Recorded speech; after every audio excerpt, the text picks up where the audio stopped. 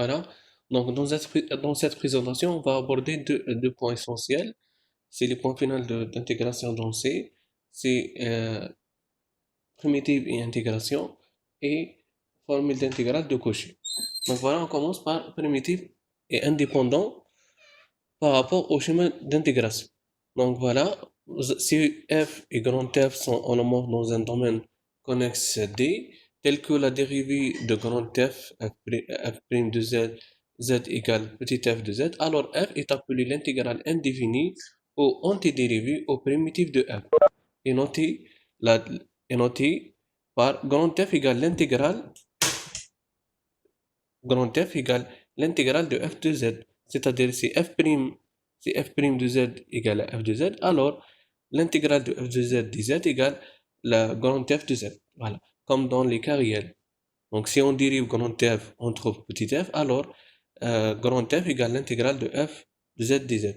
Je vous donnerai un exemple concernant cette cas, c'est vraiment simple.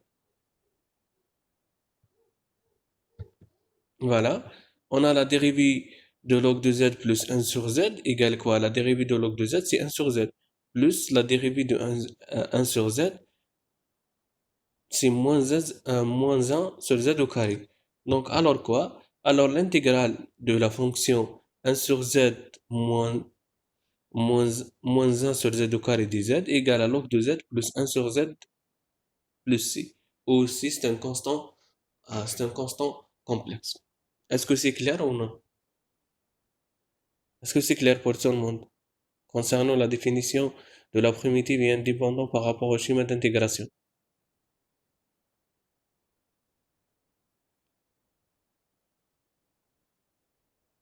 Regarde s'il vous plaît.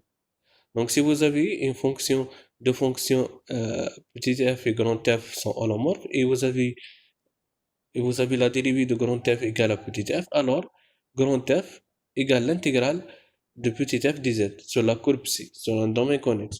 Là, par exemple, ici, vous avez la dérivée de log de z plus 1 sur z égale 1 sur z moins 1 sur z au carré. Alors, l'intégrale de 1 sur z moins 1 sur z au carré dz égale log de z plus 1 sur z plus c, où c appartient à c. Est-ce que c'est clair? ما كيما في الرياض برك لازم Comme يكونوا les لي cas, دو اولمبيك. comme les cas réels, oui. Mais à condition que les deux fonctions sont holomorphes. À condition que f et petit f et que grand F sont holomorphes. Si vous avez ça, et après, si vous avez la dérivée de grand F égale à petit f, alors grand F égale la dérivée de f de z dz. Par exemple, ici, vous avez la dérivée de log de z plus 1 sur z égale 1 sur z moins 1 sur z au carré. Alors l'intégrale de 1 sur z moins 1 sur z au carré dz égale à log de z plus 1 sur z plus c. C'est bon, c'est clair? Est-ce que c'est clair ou non? سي Donc, كلار. voilà. Donc, on passe au théorème fondamental d'intégration.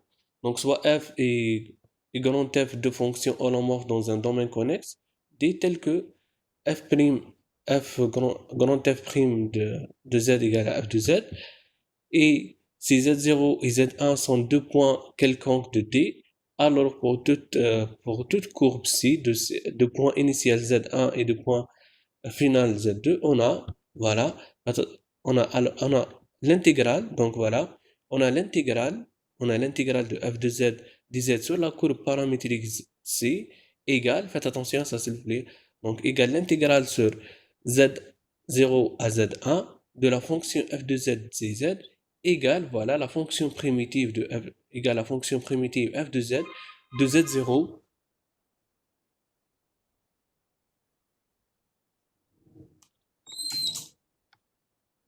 z0 de z0 à z1 qui est égal à f de z1 moins f de z0. Donc là, vous n'avez pas besoin de déterminer le schéma paramétrique. Donc la première formule d'intégration, vous avez la première formule d'intégration, vous avez la première formule d'intégration. Si vous avez l'intégrale de f de z dz, dz sur la courbe C égale à quoi? Égale à f de z de t, f de z de t, z' de t dz sur la courbe, sur les bornes de t, t0, t1. Donc voilà. Donc là, regarde s'il vous plaît. Si vous avez les deux fonctions, si vous avez petit f et grand F, deux fonctions en nombre, et la dérivée de grand F égale à f de z, alors, donc là, c'est pas la peine de définir le schéma d'intégration. On intègre directement sur les bornes z0 et z1. Est-ce que c'est clair? Est-ce que c'est clair ou non? Est-ce que c'est clair? Oui, Voilà. oui. C'est pas clair. Donc, je vous donnerai un exemple concernant ce cas. Donc, pour, Ouais, vas-y. on utilise, donc, regarde s'il vous plaît l'exemple. On utilise la définition d'intégration avec, par le schéma paramétrique ou on utilise le théorème fondamental d'intégration. Par exemple, évaluer l'intégrale de z sur la courbe paramétrique ici, de z0 égale à 0 à z1 égale à 3 plus 3i. Le long de la parabole, le long de la parabole, z de t égale à 1 sur 3t au carré plus it, où le t appartient à 0, 3. Donc là, vous avez les bornes d'intégration. Les bornes d'intégration. Et vous avez le schéma paramétrique qui est défini par un parabole. Z de t égale à 1 sur 3t au carré plus it. Donc là, on peut utiliser la définition d'intégrale donc sur la courbe paramétrique C1 ou on utilise le théorème fondamental d'intégration. Donc on a deux méthodes pour calculer l'intégrale de z dz sur la courbe C. Donc on utilise les deux. On utilise la première méthode et la deuxième méthode. Voilà. Le C1 est défini par z de t égale 1 sur 3t au carré plus it. C'est un parabole. Où le t appartient à 0,3. Donc là, on utilise la formule d'intégration, la première formule d'intégration de la définition. Donc cette intégrale égale à quoi? Égale l'intégrale sur 0,3 f de z de t, z' de t dz. Voilà, c'est ça. Regarde s'il vous plaît. Et aussi, nous avons l'intégrale nous avons l'intégrale sur C2 aussi, sur un segment, z de t égale à 3t plus 3it, où le t appartient à 0,1.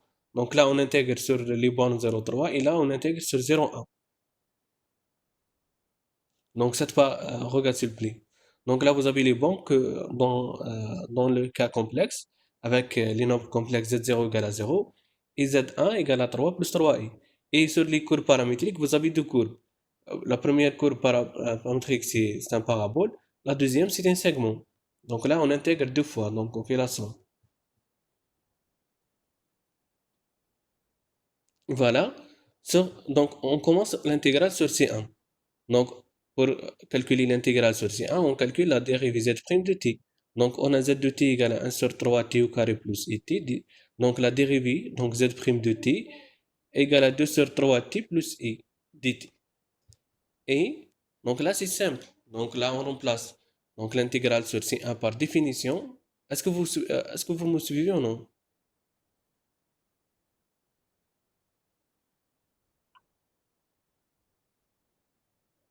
Oui. Voilà. Donc l'intégrale de la fonction de z dz sur la courbe C égale à quoi? Égale f de z de t, f de z de t fois z' de t dt. Voilà. Donc ça, c'est la formule d'intégration qui donne à la fin 1 sur 3t au carré plus it au carré sur 0,3. À la fin, le résultat final, c'est 18i. Donc ça, c'est la courbe sur la courbe C1. Et après, donc là, regarde s'il vous plaît. Donc c'est sur la courbe C1, ou par le théorème fondamental de l'intégration, on trouve quoi? Donc on utilise directement. Donc la primitive de 2z, c'est quoi? C'est z au carré. Oui. Voilà. Donc la Sûr. primitive... Oui. Sûr. Donc c'est كيما يعطيك انتجرال. دونك انت تخيل لا ميثود اللي تخدم بها Oui, bien او sûr, oui. يعني واش يقولوا Ça تبرهن باللي اسك dépend. اومولوف ولا لا وتشوف باش تخدم Mais faites هكا. attention. Mais c'est la primitive, elle est facile de trouver. C'est ça. Par exemple, la ايه primitive de 2z, c'est z au carré. Mais باسكو حنا قلنا باللي اف بريم دي زد و اف دي زد لازم يكونوا في زوج اومولوج باش Holomorphe. نطبقوا ديريكت Pour ايه appliquer le théorème fondamental تيورام d'intégration. فوندامونتال. Oui, pour appliquer le théorème fondamental d'intégration, oui. Donc là, on a utilisé la première méthode. Donc, par exemple, ici, on a utilisé la définition d'intégration Non, par rapport au schéma d'intégration, par rapport au schéma paramétrique. Et là, on a utilisé le théorème fondamental d'intégration. Regarde, s'il vous plaît. Donc, c'est vraiment facile d'utiliser. Si vous avez la fonction primitive, de préférence, on utilise le théorème fondamental d'intégration. Parce que là, ça demande deux lignes. intégration. Ça demande deux étapes, Eh oui. pas plus que ça. Mais là, ça demande des calculs. Voilà. Voilà, vous avez une remarque. On remarque comment il est plus facile d'évaluer l'intégrale en utilisant une primitive au lieu de paramétrer le schéma d'intégration. Donc, vous avez deux méthodes. Paramétrisation de schéma d'intégration ou la fonction primitive. Donc là, on a deux méthodes.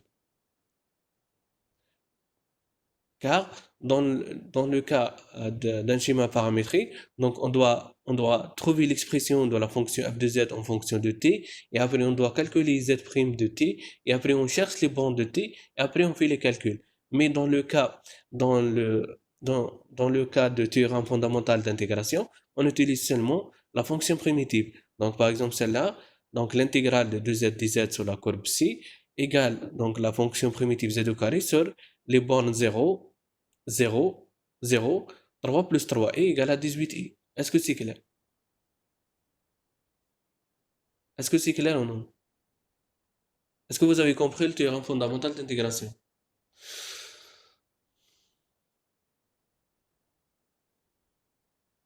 Oui, monsieur, c'est bon.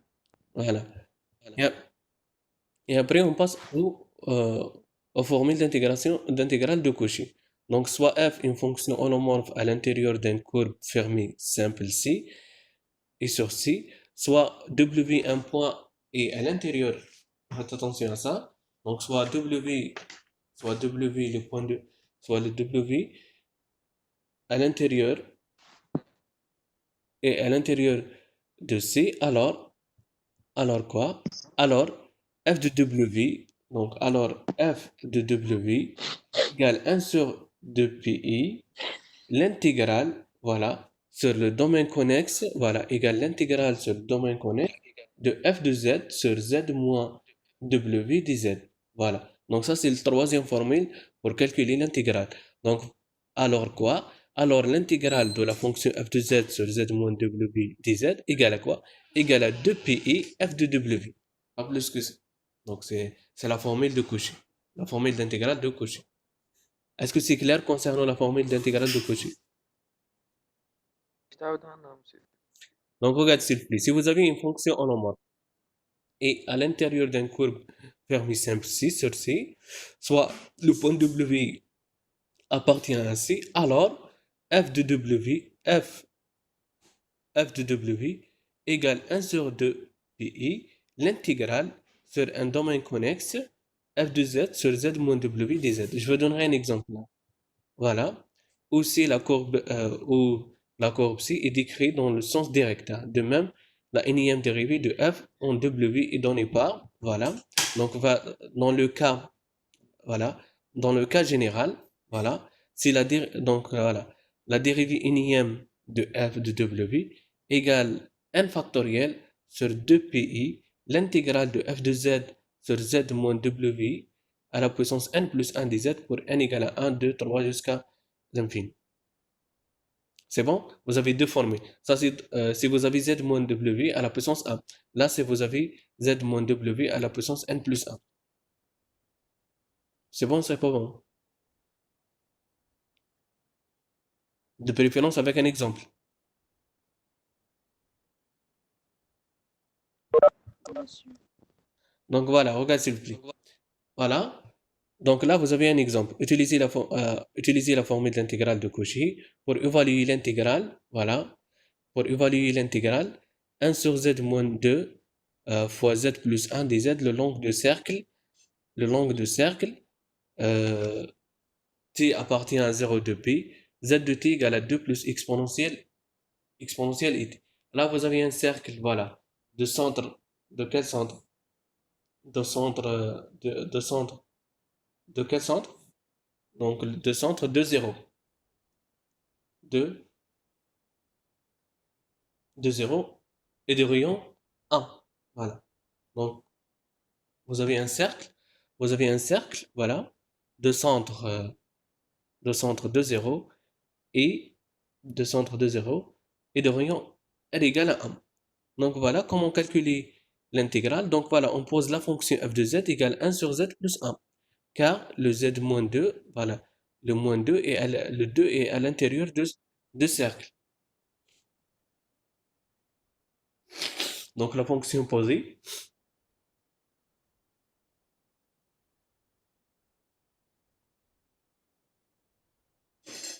donc voilà, regarde l'exemple s'il vous plaît. Utilisez la formule d'intégrale de Cauchy, l'intégrale de Cauchy pour évaluer l'intégrale 1 sur z moins 2 fois z plus 1 dz le long de cercle z égale la courbe C égale z de t appartient à C tel que le t appartient à 0 de P où z de t est défini par la forme exponentielle 2 plus exponentielle et t. Donc voilà, on pose la fonction f de z égale 1 sur z plus t. Donc voilà, cette fonction est holomorphe à l'intérieur de cercle C. Voilà. Est-ce que c'est clair? Donc voilà. Alors d'après la formule d'intégrale de Cauchy, avec w égale à 2. Le 2, c'est le point singulier de la fonction 1 sur z moins 2 fois z plus 1. Par exemple, cette fonction, si on prend par exemple f de z égale 1 sur z moins 2, la fonction f n'est pas définie sur z de t, sur C. Donc on a pris la fonction 1 sur z plus 1, elle est définie sur la courbe paramétrique z de t égale à 2 plus exponentielle et t. Et c'est le cercle fermé de rayon 2 et de rayon 1 et de centre 2. Donc f de z égale 1 sur z plus 1. Donc là, il suffit d'utiliser la formule de Cauchy. Donc la formule de Cauchy égale à f de w, 1 sur 2 pi, l'intégrale de f de z sur z moins w dz. Voilà. Donc, alors d'après la formule de Cauchy, donc on a quoi? Voilà. Donc l'intégrale, regarde s'il vous plaît, c'est très important. Donc l'intégrale 1 sur z moins 2 fois z plus 1 dz égale à quoi? Égale f de z sur z moins 2. Donc f de z c'est 1 sur z plus 1. Là on a remplacé seulement 1 sur z plus 1 par f de z. Et après, donc d'après la formule de Cauchy, égale à 2 pi et f de w. Donc c'est vraiment facile. Donc il suffit de remplacer dans f, il suffit de remplacer z par 2 dans la fonction f. Donc qui donne 2 pi fois 1 sur 2 plus 1 égale à 2 sur 3 pi. Est-ce que vous avez compris la formule de Cauchy ou non? Allez-y s'il vous plaît. Est-ce que vous avez compris la formule de Cauchy? Oui, monsieur. C'est bon, c'est tout est clair? عاودها سي Hmm? عاودها مسيو Oui, باش bien sûr. نبان. Regarde s'il vous plaît, voilà. On va revoir la formule de Cauchy. Voilà. Donc, regarde s'il vous plaît, il faut avoir des conditions. Voilà. Donc, soit f une fonction holomorphe à l'intérieur d'une courbe fermée simple C, et vous avez le point W aussi, et à l'intérieur de C. Le point W. Le point W appartient à la courbe C. Faites attention à ça. Alors f de W égale 1 sur 2 pi, l'intégrale sur la courbe fermée, f de z sur z moins W dz. Donc l'objectif de formule de Cauchy, quoi? C'est de calculer l'intégrale f de z sur z moins W dz, qui est égale à 2 pi fois f de W. Donc vous avez deux façons de définir la formule de Cauchy. Vous avez deux façons de définir la formule de Cauchy. Soit f de w égale 1 sur 2 pi, l'intégrale de f de z sur z moins w dz, ou l'intégrale f de z sur z moins w dz égale f de w fois 2 pi. C'est bon, vous avez compris ou non? Est-ce que vous avez compris la formule de Cauchy? Oui, monsieur. Voilà. Et là, par exemple, si vous avez l'intégrale, regarde s'il vous plaît. Donc, si vous avez l'intégrale de f de z sur z moins w à la puissance n plus 1 dz, donc voilà. Donc cette intégrale elle est égale à quoi? Égale à 2 pi sur 1 factoriel fois la dérivée unième de w.